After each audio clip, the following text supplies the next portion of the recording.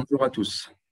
Donc, le principal rôle de l'arthrodèse intersomatique est d'optimiser la fusion du segment rachidien instable en cas de pathologie rachidienne dégénérative. Cette technique a l'avantage de renforcer la résistance mécanique aux contraintes et de restituer et de maintenir la hauteur discale avec une réouverture du foramen sténosé. Autre avantage, c'est de restituer et de maintenir la lordèse segmentaire en protégeant les segments adjacents. Avec l'avancement de la chirurgie rachidienne, plusieurs modèles de cage intersomatique ont été développés et qui diffèrent par la hauteur et la lordose qu'elles donnent, et qui dépend essentiellement des habitudes du chirurgien. À noter qu'une bonne connaissance de l'abdomen et surtout le contrôle du gros vaisseau est nécessaire pour maîtriser la voie d'abord surtout antérieure et antérolatérale. L'objectif de notre travail était de comparer les résultats des arthrodèses intersomatiques entre les voies postérieures et les voies antérieures dans la chirurgie du rachis lombaire dégénératif. Donc, il s'agissait d'une étude descriptive rétrospective menée sur 4 ans au sein du service de chirurgie orthopédique à l'hôpital Montjuslim La Marsa. Nous avons inclus les patients opérés pour une arthrodèse intersomatique pour une hernie discale, une discopathie dégénérative, une spondylolisthésis et un canal lombaire étroit. Nous avons exclu les patients présentant une dystonose bipolaire du canal rachidien et les dossiers incomplets et ou un recul insuffisant. Les patients ont été répartis sur 2 groupes. Donc, selon la voie d'abord de l'arthrodèse. Le premier groupe est celui des patients opérés par l'approche postérieure, c'est-à-dire ayant une arthrodèse par voie postérieure ou PLIF ou une arthrodèse par voie transforaminale ou TLIF. Le deuxième groupe est celui des patients opérés par l'approche antérieure, c'est-à-dire ALIF, ou antérolatérale rétropéritonéale, c'est-à-dire OLIF. Pour le jugement des résultats fonctionnels en post-opératoire, nous avons utilisé les 2 index les plus utilisés dans le monde, qui sont le DI, qui est le score le plus utilisé à l'échelle internationale et qui contient 10 dimensions, qui quantifie l'invalidité liée à l'embalgie. Et le COMI-score, c'est le score de référence de la Société européenne de chirurgie rachidienne et qui contient 6 dimensions. Pour les 2 scores, plus le score est élevé, plus l'instabilité du segment est majeure. Pour les résultats anatomiques, nous avons étudié les données de la radiographie standard et les données du scanner en post-opératoire. Le résultat anatomique, nous avons étudié les données de la radiographie standard et les données du scanner pour étudier principalement la fusion intersomatique. 42 dossiers ont été retenus pour ce travail. Le premier groupe est constitué de 23 patients, dont 12 patients ont été opérés par voie postérieure, c'est-à-dire PLIF, et 11 patients ont été opérés par voie transforaminale, c'est-à-dire TLIF. Pour le deuxième groupe, est constitué de 19 patients, dont 15 patients ont été opérés par voie oblique, c'est-à-dire OLIF, et 4 patients ont été opérés par voie antérieure, c'est-à-dire ALIF. L'âge moyen du premier groupe, c'est-à-dire la voie postérieure, était à 57 ans, alors que la population du deuxième groupe était plus jeune, avec un âge moyen de 49 ans. Nous avons noté une nette prédominance féminine pour les 2 groupes. Pour les pathologies principales qui motivant l'arthrodèse intersomatique par la voie postérieure était le canal lombaire étroit, et ceci dans 55% des cas. Et pour la voie antérieure, c'était la discopathie dégénérative, et ceci dans 57% des cas. Pour les scores fonctionnels en préopératoire, les 2 groupes étaient comparables et les scores étaient similaires. La sténose canalaire touchait 2 étages au plus dans 68% des cas. La discopathie dégénérative touchait un seul étage dans 72% des cas. Et la spondylolisthésis était de stade 2 du Meyerding dans 55% des cas. Concernant les données péropératoires, les taux opératoires étaient dans 66% des cas entre 2 et 3 heures pour les 2 groupes, mais nous avons noté une augmentation du temps opératoire avec l'augmentation du nombre des étages pour les canaux lombaires étroits, et ce temps est diminué avec l'évolution du cours d'apprentissage du chirurgien. Pour les pertes sanguines, nous avons noté moins de pertes sanguines avec la voie antérieure par rapport à la voie postérieure, et cette différence était statistiquement significative. À noter qu'on a eu un recours à une transfusion sanguine chez 5 patients opérés par voie postérieure. Pour les résultats fonctionnels en post-opératoire mesurés par ODI score et le COMI-score, le résultat de la voie antérieure était meilleur que la voie postérieure, mais la différence n'était pas statistiquement significative. Sur le plan anatomique, nous avons constaté une consolidation complète chez tous les patients des 2 groupes. Les 2 voies d'abord présentent certaines complications, principalement pour la voie antérieure. Nous avons noté une hyposthésie de la face antérieure de la cuisse chez 4 patients opérés par OLIF et une décompression indirecte insuffisante après une ALIF, nécessitant le recours à une décompression postérieure ultérieurement.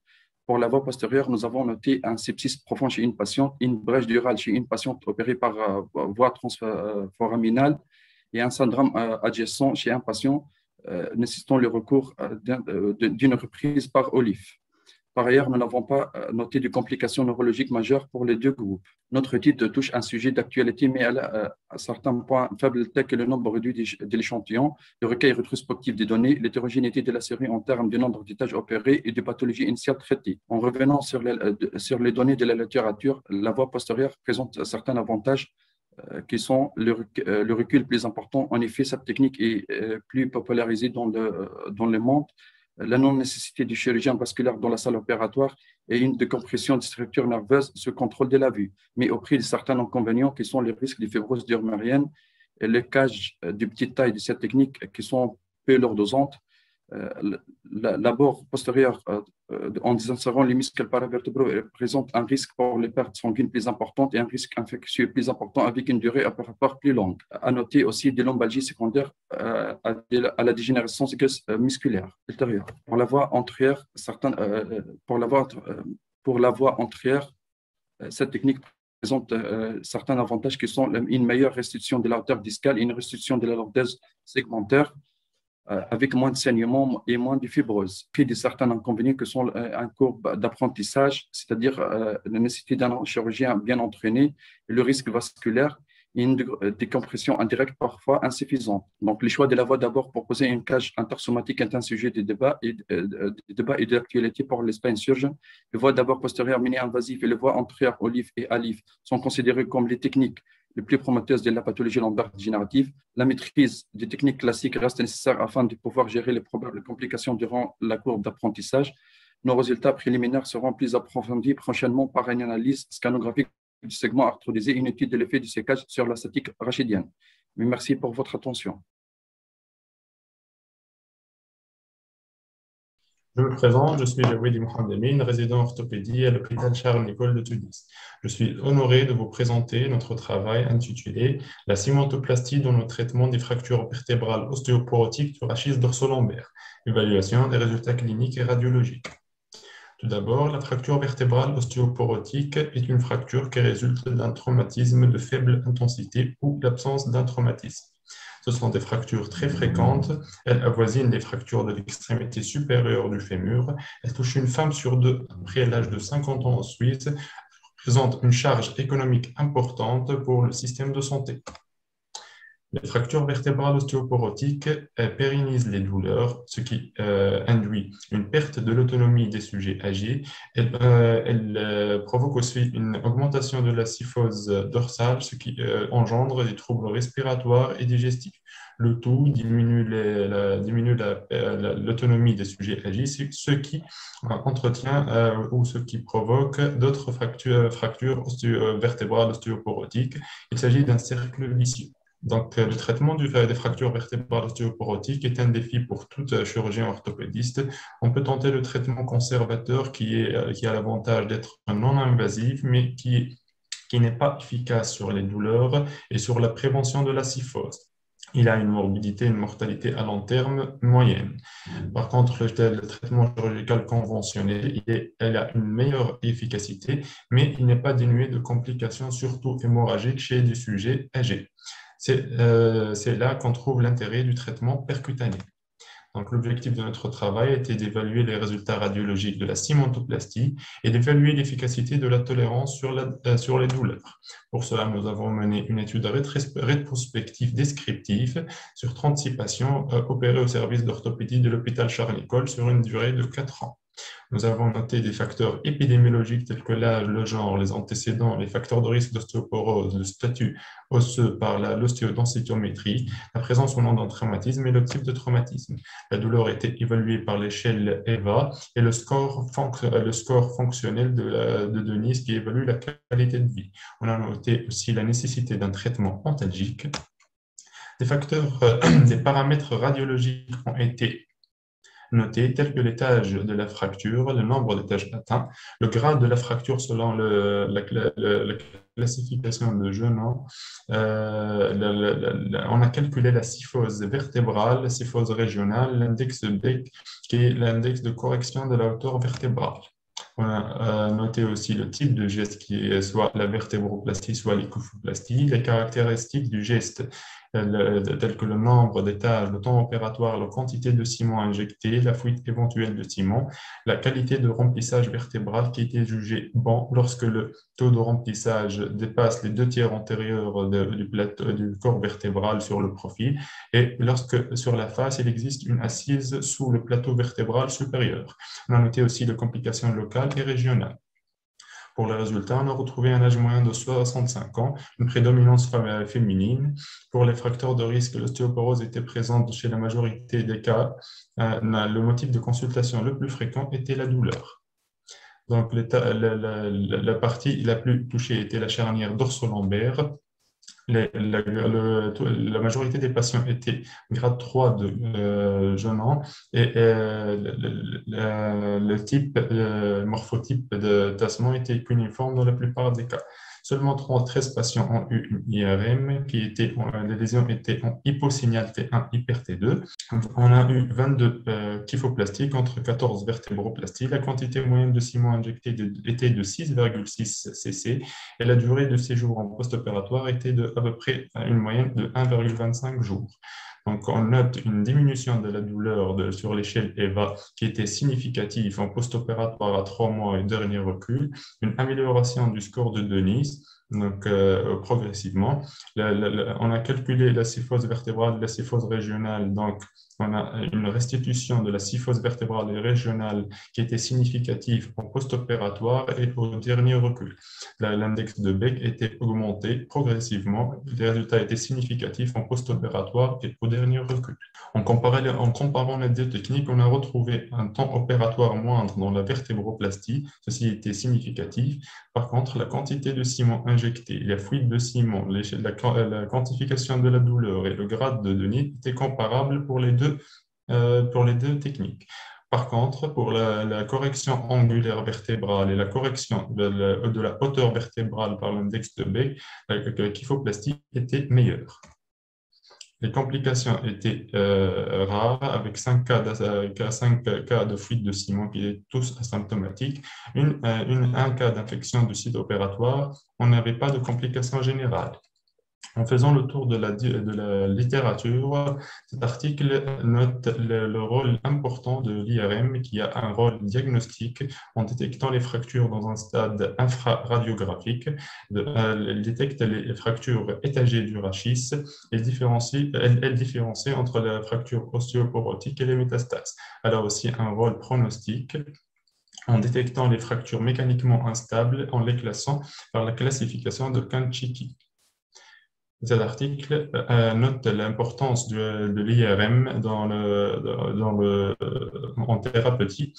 Et donc, elle note le nombre d'étages à synthétiser. Elle détecte les facteurs de pseudarthrose. Donc, plusieurs articles ont comparé les deux techniques de vertébroplastie et de kyphoplastie. Donc, les résultats étaient comparables à nos résultats. Donc, il conclut que la vertébroplastie et la kyphoplastie sont comparables dans la gestion de la douleur. Par contre, la kyphoplastie, elle est meilleure dans la restauration de la hauteur vertébrale, dans la prévention du risque de la deuxième fracture et dans la... Chers maîtres, chers confrères, bonne journée. Je suis Achouri Mohamed et j'ai l'honneur de vous présenter notre travail intitulé Stabilisation chirurgicale percutanée des spondylodicites infectieuses à propos d'une série de 21 cas. Nous ne déclarons aucun conflit d'intérêt pour ce travail. La spondylodicite infectieuse est une pathologie encore assez fréquente sous nos cieux. Elle est responsable d'une destruction vertébrale, source de douleur, d'instabilité, de troubles neurologiques. La prise en charge usuelle associe une antibiothérapie avec un corset d'immobilisation. Cette thérapeutique est contraignante, source de séquelles et de retentissement sur la statique rachidienne. La synthèse postérieure par voie percutanée pourrait apporter une stabilité mécanique avec moins de morbidité, tout en étant moins contraignante pour le patient. Notre objectif est d'évaluer la stabilisation percutanée comme moyen de stabilité, d'évaluer la morbidité et les complications de cette technique. Il s'agit d'une étude rétrospective menée au service d'orthopédie de l'hôpital Charles-Nicolle de Tunis de 2015 à 2019. Il est inclus les patients atteints d'une spondylodicite infectieuse avec un diagnostic porté sur les données radiologiques et bactériologiques, avec une atteinte fonctionnelle, notamment une douleur assez invalidante. Les dossiers comptabilisés étaient complets, permettant un bon suivi radiologique et clinique. Était exclu le dossier incomplet, les cas de sepsis sur matériel, les infections post-opératoires, les patients présentant une atteinte endocanalaire, un déficit neurologique côté ASIAC ou plus, et les patients présentant une contre-indication à l'anesthésie. Le protocole thérapeutique associe une antibiothérapie adaptée avec un montage de cours postérieur percutané, à savoir un corset interne. L'évaluation clinique était portée sur les délais de mise en charge, le statut neurologique quantifié sur l'échelle ASIA et la douleur quantifiée sur l'échelle visuelle analogique. Pour les résultats radiologiques, nous avons calculé l'angle de courbe sagittal en préopératoire, en post-opératoire immédiat à 3 mois et à 6 mois, permettant de calculer l'angle de correction. Nous avons enfin colligé 21 cas avec un sexe ratio de 0,4 et un âge moyen de 49 ans, avec des extrémums allant de 18 ans à 80 ans. Le germe isolé était le bacille de corps dans 12 cas, le Staphylococcus aureus dans 7 cas, un cas de spondylodycite bruxellienne et un cas avec une atteinte concomitante par le bacille de corps et le staphylocoque. Concernant le niveau d'atteinte, elle était lombaire dans 17 cas et au niveau de la charnière thoracolombaire dans 4 cas. Nous avons noté 4 cas avec un statut neurologique côté ASIAD. Pour les résultats, nous avons noté un délai moyen de mise en charge de 5,6 jours. Nous avons constaté une amélioration statistiquement significative de la douleur sur l'échelle visuelle analogique. Le VA moyen était de 7,86 en préopératoire, 3,71 à une semaine post-opératoire et 2,52 à 6 mois post-opératoire. Nous avons noté une complication à type d'hématome sous-cutané qui a bien évolué sous traitement local. Nos 4 patients côté ASIAD ont récupéré en post-opératoire. 7 patients ont eu un drainage percutané d'un abcès de psoas lors de la ponction biopsie. Concernant les résultats radiologiques, l'angle de correction moyen était de 5,6 degrés avec une différence statistiquement significative. La perte de correction moyenne était de 1,5 degré au dernier recul, à savoir à 6 mois, avec une différence statistiquement non significative. Notre travail présentait quelques limites, à savoir le caractère rétrospectif, le faible effectif et le caractère non comparatif de l'étude. Mais toutefois, il présente des avantages, à savoir le critère d'évaluation radiologique objectif et l'évaluation fonctionnelle portée sur la douleur élevée et la mise en charge. Tous nos patients ont eu une récupération rapide de l'autonomie. Nous avons constaté une amélioration statistiquement significative de la douleur, ce qui concorde avec les résultats publiés dans la littérature. Aucune récidive d'infection n'a été objectivée. Nous n'avons pas rencontré de complications majeures, à savoir des malpositions de vis, une migration du matériel ou une infection traînante sur le matériel d'ostéosynthèse. Nos résultats confirmaient que l'évolution de l'infection n'était pas influencée par la présence d'une instrumentation en cas d'antibiothérapie adéquate.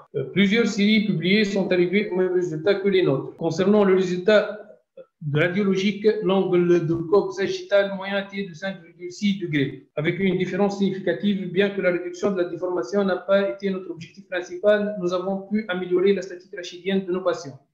Le montage a été stable puisque la perte de correction n'était de 1,5 degré à 6 mois de recul, c'est une différence non significative. Nous avons donc pu arrêter la progression de la cyphose. Des résultats similaires ont été publiés par Arnaud Lambert en 2019 dans un article de la revue de chirurgie orthopédique traumatologique. Plusieurs séries récemment publiées sont arrivées au même résultat que les nôtres, concluent que l'instrumentation percutanée en matière de spondylodycite infectieuse permettait d'améliorer la douleur, d'éviter l'immobilisation prolongée par corset, tout en épargnant les inconvénients de la chirurgie classique, à savoir ses complications.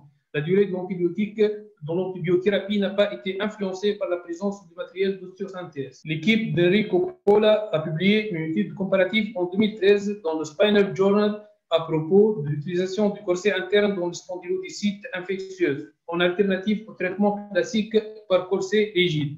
Ils ont conclu que cette alternative est sûre et qu'elle améliore plus efficacement les douleurs et la qualité de vie des patients. La place de la chirurgie dans le traitement des spondylodysites infectieuses non compliquées reste jusqu'à l'heure actuelle controversée, hantée par la crainte des complications post-opératoires. Actuellement, l'introduction des techniques percutanées permet de pallier à ces risques tout en offrant une stabilité mécanique durable, une sécurité, une amélioration de la douleur. Ce concept de corset interne permet d'atteindre ces objectifs tout en ayant un impact positif sur la qualité de vie de nos patients. à savoir une mise en charge rapide et l'absence de port de corset contraignant. Merci. Donc, bonjour. Donc, nous déclarons ne pas avoir de conflit d'intérêt en rapport avec ce travail. Donc, l'anatomie du corridor rétropéritonéal a vécu un regain d'intérêt récent. Il est considéré comme un espace de travail pour plusieurs approches chirurgicales de moins en moins invasives. Ce corridor est caractérisé par une morphométrie et des rapports avec des éléments vasculo-nerveux d'une variabilité certaine qui risque d'être lésée en abordant cette région. D'où l'intérêt d'une bonne connaissance de l'anatomie et des facteurs de variabilité de ce corridor. Donc, les objectifs de cette étude sont de préciser les caractéristiques morphométriques du corridor latéro-vertébral rétropéritonéal, déterminer si la position opératoire du décubitus latéral droit est-elle un facteur de variabilité de ces mensurations et discuter l'intérêt pratique de la connaissance des bases anatomiques de ce corridor. Pour répondre à ces objectifs, nous avons mené une étude cadavérique descriptive de la morphométrie du corridor rétropéritonéal sur 30 cadavres, soit 60 corridors, très non nombreux mais non injectés au service de médecine légale de l'hôpital Charles-Nicolle. Donc, les cadavres ont été installés sur table d'autopsie, dans un premier temps en décubitus dorsal strict, avec les membres inférieurs en position neutre. Dans un deuxième temps, l'installation du cadavre en décubitus latéral droit avec un bio sur la région dorsale haute. Nous avons procédé par une incision cutanée médiane étendue de processus xiphoïde à la symphyse pubienne. La ligne blanche a été repérée et incisée. Le périphone pariétal antérieur a été décollé au doigt des muscles de la paroi abdominale et du pubis, permettant l'accès à la région rétropéritonéale. Les repères anatomiques identifiés ont été le muscle grand psoas, le pédicule iliaque commun gauche, le nerf génitofémoral qui émerge du plexus lombaire et transperce le muscle psoas. Donc, nous avons repéré le niveau d'émergence de ce nerf en rapport avec le corps vertébral. Les piliers tendineux droit et gauche du diaphragme, ce niveau d'insertion était noté aussi. Et enfin, la chaîne sympathique lombaire. Dans un deuxième temps, on a procédé à mesurer les paramètres dimensionnels. Le corridor droit en décubitus dorsal, en prenant le repère, le bord médial du muscle psoas droit et la veine cave inférieure. Le corridor gauche en décubitus dorsal, en prenant comme repère le bord médial du muscle psoas gauche et l'aorte abdominale et sa bifurcation. Puis, on refait les mêmes mesures pour le corridor gauche en décubitus latéral droit. L'évaluation du grade du corridor rétropéritonéal était basée sur la classification de POI. Un corridor étroit a été défini comme inférieur à 10 mm. L'analyse des mensurations moyennes du corridor droit en décubitus dorsal montre que celui-ci diminue de calibre en allant de proximal en distal avec une largeur maximale de 12,8 mm en L1 et L2. L'analyse du corridor gauche en décubitus dorsal a montré qu'il diminue aussi de calibre. Donc, toutefois, la comparaison de la moyenne de la largeur des deux côtés a montré la supériorité statiquement significative du côté gauche. Dans un deuxième temps, on a analysé la moyenne de largeur du corridor gauche en décubitus latéral droit, puis on l'a comparé par rapport aux mensurations en décubitus dorsal. Cette comparaison a montré une réduction de calibre de ce corridor statistiquement significative lors du passage du décubitus latéral droit. La classification de POI a permis de classer la largeur du corridor à ces différents niveaux. Donc, on a noté qu'il était large, donc majoritairement en L1, L2, L2, L3, L3, L4, large à modéré en L4 et L5 et étroit, voire non mesurable en L5 et S1.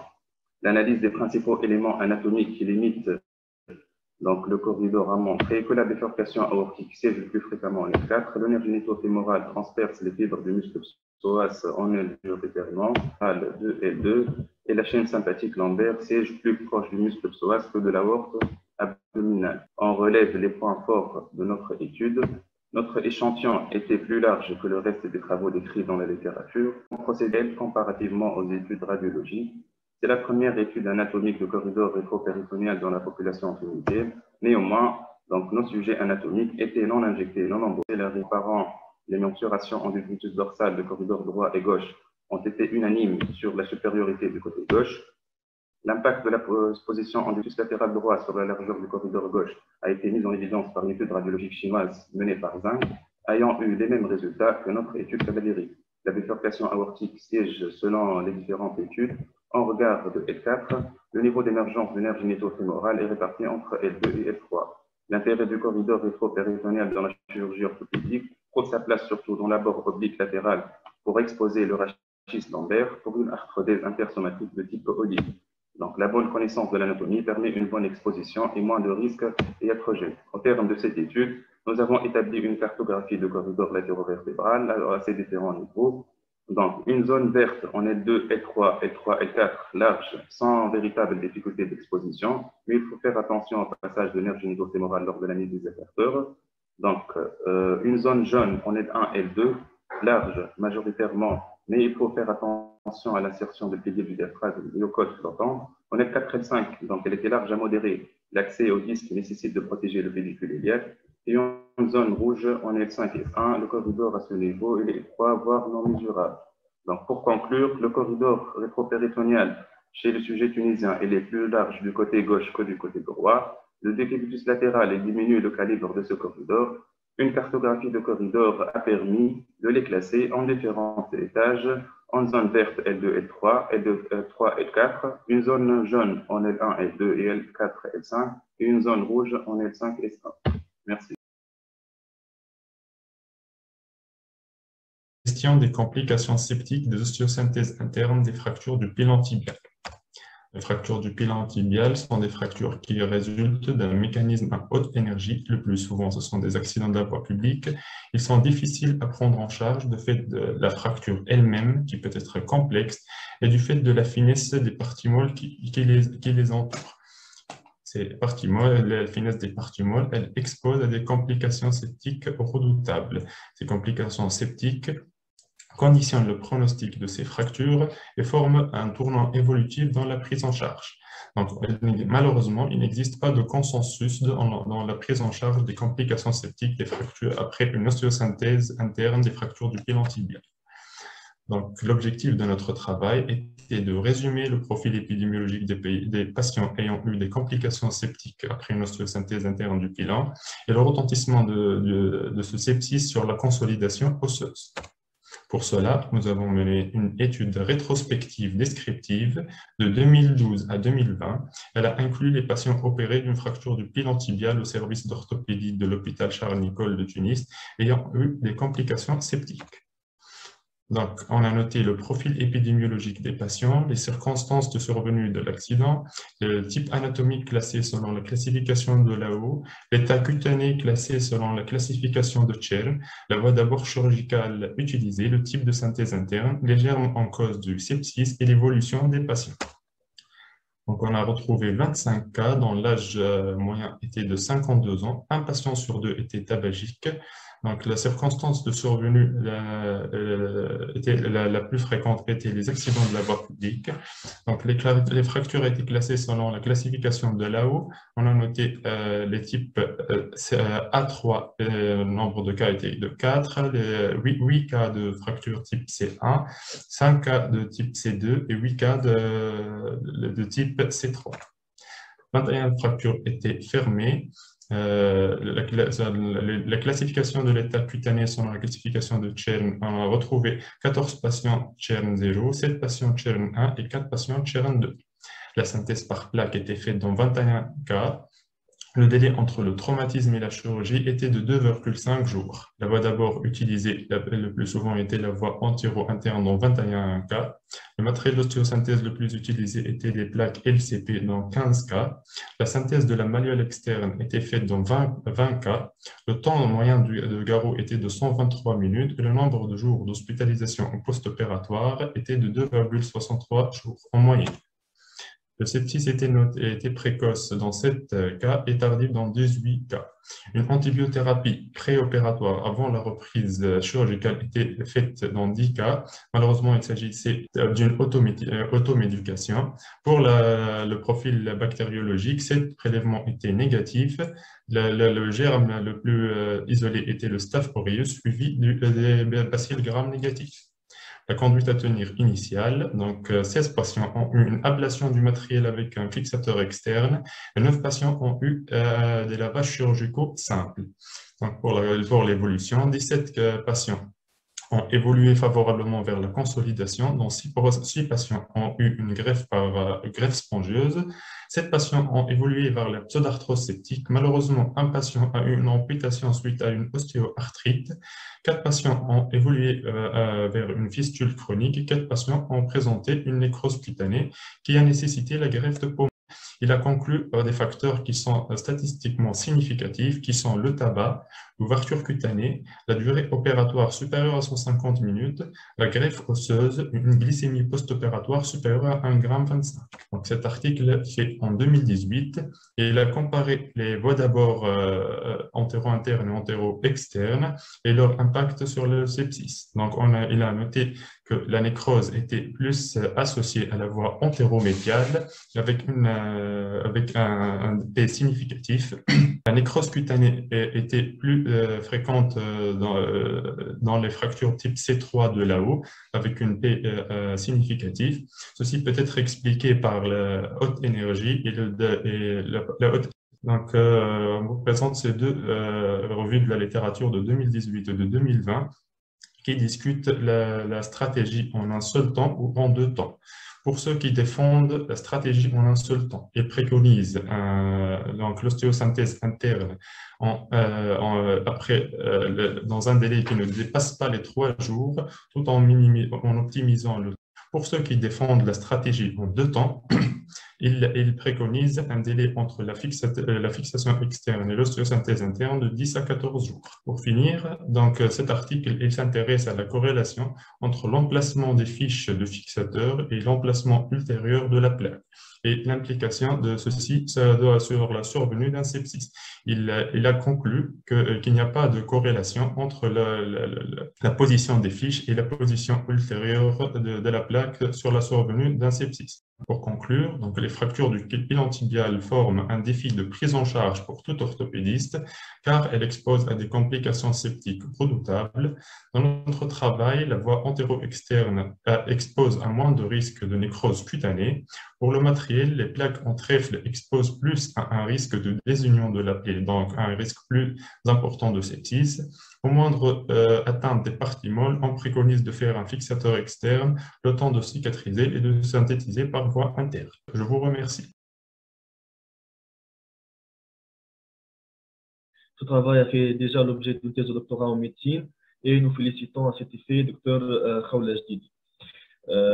En début de cet exposé, il est utile de rappeler que les fractures d'extrémité supérieure du fémur constituent un problème majeur de santé publique, un problème déjà du fait de leur fréquence, l'incidence annuelle étant de 50 pour 100 000 habitants en Tunisie. Elles occupent environ 11% de l'activité des services de chirurgie orthopédique. Ensuite, c'est un problème de mortalité très importante chez le sujet âgé, du fait de la menace du pronostic vital, mais aussi fonctionnel et social du patient. Inconnu. Donc, l'objectif de notre étude était premièrement d'évaluer la mortalité au cours de la première année, identifier les facteurs pronostiques de mortalité afin de planifier des actions spécifiques. Pour répondre à ces objectifs, nous avons mené une étude monocentrique prospective longitudinale observationnelle durant 5 mois de février à juin 2019, après approbation du comité d'éthique et consentement éclairé signé. Nous avons inclus tous les patients admis pour une fracture de l'extrémité supérieure du fémur unilatéral, âgés de plus de 65 ans, candidats à un traitement chirurgical et ayant signé le consentement éclairé. Nous n'avons pas inclus les polytraumatisés, les fractures bilatérales, les antécédents de fracture de l'extrémité supérieure du fémur et les patients ayant refusé la participation. Nous avons prévu d'exclure les patients décédés avant la chirurgie et les patients injoignables périodiques. Notre étude était menée en 4 étapes: la consultation pré-anesthésique avant la chirurgie, le jour de l'intervention, le séjour post-opératoire précoce et le suivi tardif après la sortie de l'hôpital. La taille de l'échantillon était calculée était de 92 sujets. Les données étaient analysées selon le logiciel SPSS version 26. Les variables quantitatives étaient comparées à l'aide des tests de Student et les variables qualitatives étaient comparées à l'aide de tests Ki2 et en cas de non-validité à l'aide de tests Fisher exact pour une analyse univariée. L'analyse multivariée était réalisée par la régression logistique binaire et les courbes de survie étaient réalisées selon la méthode d'estimation de Kaplan-Meier. L'effectif de l'étude était de 135 patients. L'âge moyen était de 79 ans, avec des extrêmes allant de 65 à 100 ans. Les individus de plus de 95 ans représentaient 5% de l'échantillon. Il existait une légère prédominance féminine avec un sexe ratio de 0,6. Les patients étaient en majorité autonomes avec état général conservé vivant en famille. 10% avaient des comorbidités. Les antécédents de démence étaient notés dans 17 cas. Et les fractures du massif trochanterien étaient 2 fois plus fréquentes que les fractures du col. Le délai moyen entre l'admission et la chirurgie était de 5 jours, avec des extrêmes allant jusqu'à 23 jours. Ce délai était supérieur à 48 heures dans 68% des cas. En moyenne, le gel était de 11 heures. La durée moyenne d'intervention chirurgicale était de 102 minutes. Et dans 80% des cas, la durée de l'intervention n'a pas dépassé les 120 minutes.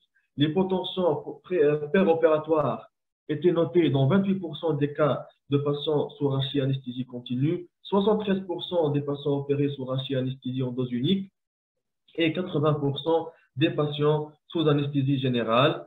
Ainsi, les facteurs de risque de survenue d'hypotension étaient le jeûne prolongé pour les liquides, le recours à l'anesthésie générale, la rachis-anesthésie dose unique et les fortes doses de bupivacaïne. Les complications post-opératoires précoces étaient observées dans 31% des cas, essentiellement le délirium post-opératoire, puis les complications cardiaques, pulmonaires et thromboemboliques. Les facteurs de risque de complications post-opératoires précoces étaient essentiellement l'anémie préopératoire, la technique anesthésique et le délai d'attente. 5 patients sur les 135 étaient décédés à l'hôpital. En post-opératoire tardif, la mortalité à 1 mois était de 7,4% et à 1 an était de 27,4%. L'analyse univariée a montré plusieurs facteurs de risque de mortalité à 1 mois. Il s'agissait essentiellement de la survenue de complications post-opératoires immédiates, le retard de prise en charge chirurgicale, l'anesthésie générale, le temps opératoire prolongé et la durée prolongée d'hospitalisation. Ces facteurs ont été concordants avec l'analyse multivariée. La mortalité à 1 an était plus souvent remarquée chez les hommes plutôt que chez les femmes.